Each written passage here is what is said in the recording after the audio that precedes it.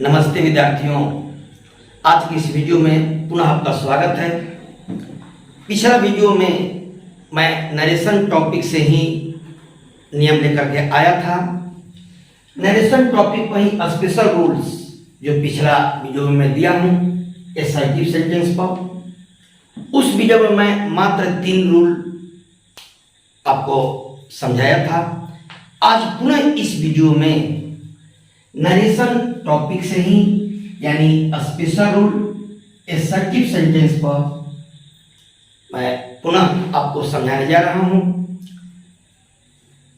Assertive sentence में जो special rules है, पिछला वीडियो आप जरूर देख लिए होंगे जिसमें मैं मात्र 3 रूल्स दिए थे। आज उससे आगे यानी चौथा रूल्स हम लोग पढ़ेंगे, देखेंगे कि डायरेक्ट से इनडायरेक्ट कैसे बनते हैं। तो आइए हम लोग पढ़ें स्पेशल रूल्स यानी असर्टिव सेंटेंस में रूल नंबर 4 यानी 4। मेरे विद्यार्थियों, बहुत ध्यानपूर्वक इस नियम को सुनिएगा और सावधानी पूर्वक इसको समझिएगा, क्योंकि थोड़ा सा यह नियम कुछ बड़ा है, कुछ अटपटा जैसा लगता है।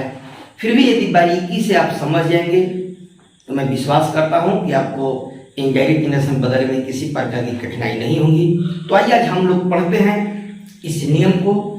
नियम कहता है यदि आरएस यानी रिपोर्टेड स्पीच के पहले इन्वर्टेड कॉमास के अंदर संबोधन का शब्द यानी वर्ड्स या टर्म्स ऑफ एड्रेस, आप अंग्रेजी में इसको बोलते हैं, आ जाए तो उसे एड्रेस डॉट डॉट एज के बाद रखें और आर भी यानी रिपोर्टिंग वर्ब के पहले रखें और आर भी को एंड से जोड़ दें। थोड़ा सा नियम बड़ा है, थोड़ा सा उलझन पैदा करने वाला है। फिर से मैं आपको समझा रहा हूं। यदि रिपोर्टेड स्पीच के पहले इन्वर्टेड कॉमा के अंदर कोई संबोधन का शब्द हो, जैसे gentleman, ladies and gentleman, brothers, friends, ये सारे शब्द संबोधन के शब्द हैं। यदि इस तरह के शब्द इन्वर्टेड कॉमा के अंदर आए तो उसे एड्रेस एज के बाद रखते हैं और रिपोर्टिंग वर्ब के पहले रखते हैं, फिर रिपोर्टिंग वर्ब को एंड से जोड़ देते हैं। जैसे मैं उदाहरण दिया हूं फर्स्ट, जैसे ही सेड ओ जेंटिलमैन। अब देखिए यह संबोधन का शब्द है gentleman. I do not know you, inverted comma बंद है, यानी रिपोर्टेड स्पीच के पहले संबोधन का शब्द है। अब हम इसको इनडायरेक्ट में जब बदलेंगे तो ही एड्रेस्ड, जो यहां लिखा हुआ है ही एड्रेस्ड, ये जो डॉट डॉट दिया गया है इसमें इसके अनुरूप आपको ऑब्जेक्ट देना होता है। यदि पहले से आरबी में ऑब्जेक्ट नहीं है तो इस संबोधन के शब्द के अनुरूप सिंगुलर है, उसी के अनुरूप यहां प्रोनाउन देंगे यानी ऑब्जेक्ट देंगे। प्लूरल है, उसी के अनुरूप यहां ऑब्जेक्ट देंगे। फिर एज से इस संबोधन के शब्द को जोड़ देंगे, एज के यानी बाद रखेंगे। तो क्या हो जाएगा, ही एड्रेस्ड हिम एज जेंटलमैन। अब ओ जो है, आप पिछला नियम में देखे थे, यदि ओ वेल ऐसी आ जाए तो इसका लोप कर देते हैं, तो यहां ओ आपका लोप हो गया। तो he addressed him as gentleman, addressed dot dot as से यह जुट गया। के बाद रखे, यानी संबोधन के शब्द को एज के बाद रख दिए। कहता कि रिपोर्टिंग वर्ब के पहले, तो रिपोर्टिंग वर्ब आपका यह है, इसके पहले यह रखा गया। फिर कहता कि एंड से आरबी को जोड़ दें, तो एंड से आरबी को यहां जोड़ दिया गया। दैट अ पर्सन चेंज, और टेंस चेंज होगा पूर्व के नियम की तरह। He did not know him, फिर से इस बात को देख लीजिए। ही एड्रेस्ड हिम एज, मैंने आपको समझाया कि ये जो खाली जगह है वहां इस संबोधन शब्द के अनुरूप ही ऑब्जेक्ट देना है। एज के बाद इस संबोधन शब्द को लिखना है और आरबी के पहले लिखना है, फिर आरबी को एंड से जोड़ देना है। चलिए आगे एक उदाहरण और आपके लिए दिया हूं जिसमें ऑब्जेक्ट है, आरबी में ऑब्जेक्ट है, यहां नहीं था, इसके अनुरूप यहां आप ऑब्जेक्ट दिए। लेकिन दूसरे वाक्य में यहां आपका आरबी जो है इसमें ऑब्जेक्ट है। इन्वर्टेड कॉमा में संबोधन का शब्द फ्रेंड है। You can give me some money, inverted comma दोनों तरफ से बंद है। रिपोर्टेड स्पीच के पहले संबोधन का शब्द आ गया और आरबी में पहले से ऑब्जेक्ट है।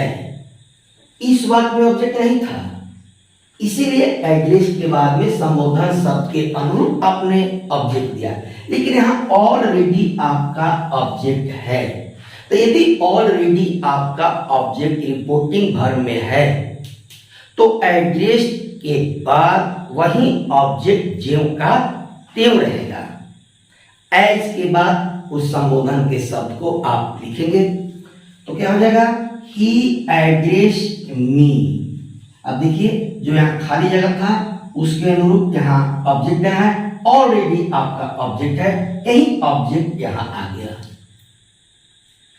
फिर एज के बाद इस शब्द को यहां रख दिया गया, एंड से आरबी को जोड़ दिया गया और दैट आप change of person and change of tense के अनुसार आप बदल देते हैं। तो I would give him some money, फिर से इस नियम को समझा रहे हैं, फिर से इस उदाहरण को आपको समझा रहे हैं। मैंने कहा यदि आरबी में ऑब्जेक्ट है तो वही ऑब्जेक्ट इस एड्रेस एज का ऑब्जेक्ट रहेगा। यदि नहीं है तो जो संबोधन का शब्द दिए हैं उसी के अनुरूप आपको ऑब्जेक्ट देना होगा। तो ऑलरेडी इसमें ऑब्जेक्ट है तो यही ऑब्जेक्ट यहां एड्रेस डॉट डॉट जो है एज के बीच में रह गया।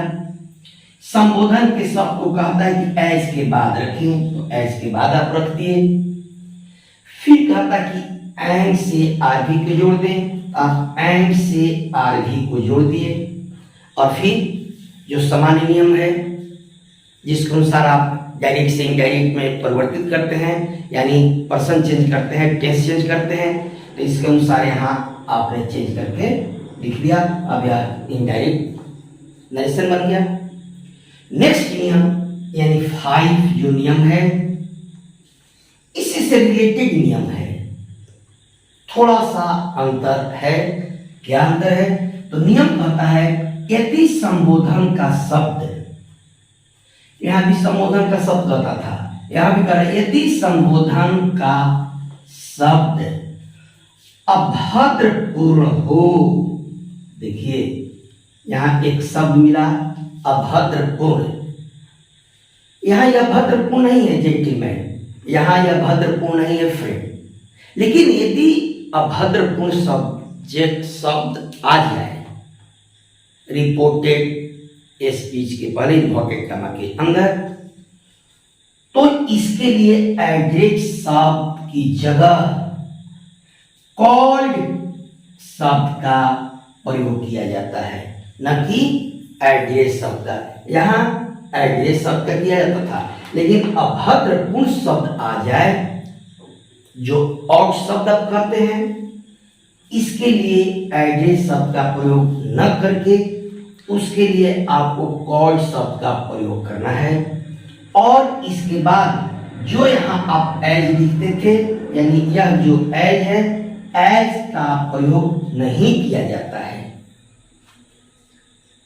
अब आप देखिए उदाहरण पर, जैसे the principal said to the peon idiot. अब देखिए एडिएट जो शब्द है यह संबोधन का शब्द है, लेकिन अभद्रपूर्ण शब्द है, एक तरह से डांटा जा रहा है, लेकिन ये भी संबोधन के ही शब्द में आते हैं, टर्म्स ऑफ एड्रेस ही हैं, लेकिन यह जो शब्द है अभद्र है। Go out from the office at once, जब इनडायरेक्ट में बदलते हैं, the principal called the peon, देखिए एड्रेस नहीं आया, कॉल्ड आया, कॉल्ड द प्यून, इडियट आया, एंड ऑर्डर्ड हिम। इसीलिए यह जो वाक्य है इंपरेटिव सेंटेंस में वाक्य है, यानी रिपोर्टेड स्पीच आपका इंपरेटिव सेंटेंस में है, इसीलिए आरबी को ऑर्डर में बदल दिया गया है। To go out from the office at once. मेरे विद्यार्थी, मुझे उम्मीद है कि आप इस नियम को समझ गए होंगे। फिर संक्षिप्त में मैं बता देता हूं, यदि अभद्रपूर्ण संबोधन का शब्द आए तो उसके लिए एड्रेस एज शब्द का प्रयोग नहीं करना है, एड्रेस की जगह आपको कॉल्ड का प्रयोग करना है। और जो अभद्रपूर्ण शब्द है ऑब्जेक्ट के बाद आप लिखेंगे, एंड से आरबी को आप जोड़ेंगे, जिस सेंटेंस में आपका रिपोर्टेड स्पीच हो उसके अनुसार आरबी को आप बदलेंगे। तो यहां ordered him to go out from the office at once. अगला जो नियम है यानी 6 नियम,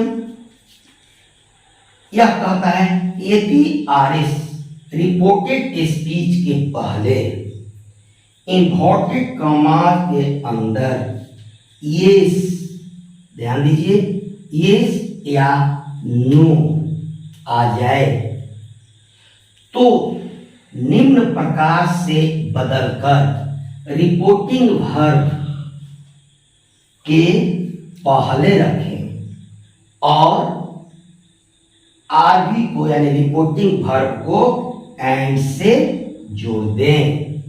फिर से, यदि आरएस के पहले इन्वर्टेड कॉमा के अंदर यस या नो आ जाए तो उसे निम्न प्रकार से बदलकर रिपोर्टिंग वर्ब के पहले रखें और एंड से रिपोर्टिंग वर्ब को जोड़ दें। तो यस बदलता है रिप्लाइड इन द अफर्मेटिव और नो बदलता है रिप्लाइड इन द नेगेटिव। यही कहता है निम्न प्रकार से बदलकर, यानी यस को बदलना है रिप्लाइड इन द अफर्मेटिव और नो को बदलना है रिप्लाइड इन द नेगेटिव। उदाहरण के तौर पर देखिए, he said yes I am your student. देखिए इम्पोर्टेड कॉमा के अंदर यस है, रिपोर्टेड स्पीच के पहले है, तो कहता है कि ही replied in the affirmative, yes के बदले रिप्लाइड इन द अफर्मेटिव लिख दिए। नियम कहता है कि आरबी को एंड से जोड़ दें, फिर एंड से यहां आरबी को आप जोड़ दिए। फिर जो सामान्य नियम है उसके अनुसार that he was his student. एक और उदाहरण देखिए, नो पर she said no, inverted comma के अंदर है no I am not going to college. अब देखिए यहां नो है, इन्वर्टेड कॉमा के अंदर है, रिपोर्टेड स्पीच के पहले है, नो यस के तरफ, तो नो बदलता है रिप्लाइड इन द नेगेटिव। तो जब आप इनडायरेक्ट बनाते, देखिए यहां हमने एरो का चिन्ह दे दिया है, इसका इनडायरेक्ट क्या बना है, she replied in the negative, and से आगे को जोड़ दिए, and said that she was not going to college. मेरे विद्यार्थियों, इस तीनों नियम को आप बार बार पढ़िएगा। मेरी सलाह है कि इस पर आप स्वयं अलग से एक्सरसाइज कीजिएगा। इस नियम को बारीकी से बार बार पढ़िएगा और एक्सरसाइज कर दीजिएगा ताकि आपका कंसेप्ट क्लियर हो जाए।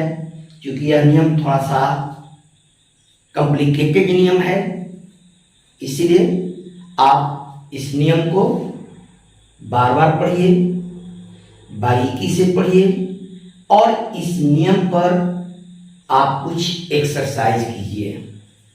मेरे विद्यार्थियों, अभी भी एसर्टिव सेंटेंस में स्पेशल रूल्स और शेष हैं, यानी 6 रूल्स के बाद भी अभी और नियम है। अगले वीडियो में मैं उस नियम को लेकर के आऊँगा, बारीकी से हम लोग उस नियम को पढ़ेंगे। तब तक मेरे विद्यार्थी, यदि आप मेरे चैनल को अब तक सब्सक्राइब नहीं किए हैं तो आप मेरे चैनल को सब्सक्राइब कीजिए, लाइक कीजिए, शेयर कीजिए, कमेंट कीजिए, क्योंकि मैं प्रयास कर रहा हूँ कि अच्छा से अच्छा टॉपिक और बारीकी से आपको समझाने का मैं अपने वीडियो में प्रयास कर रहा हूँ। मेरी वीडियो जरूर आप देखिए, शुरू से अंत तक देखिए और मुझे कमेंट जरूर दीजिए। तब तक आप सभी विद्यार्थियों को मेरे तरफ से नमस्कार।